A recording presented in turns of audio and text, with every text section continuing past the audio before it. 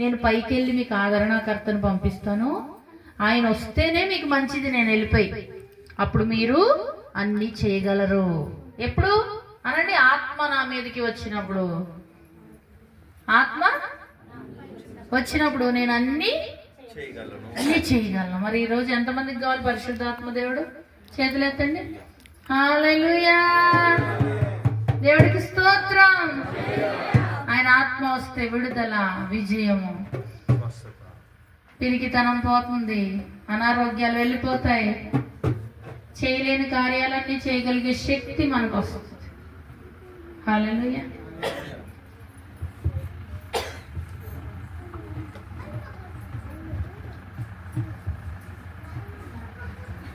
యేసు రక్తము రక్తము రక్తము,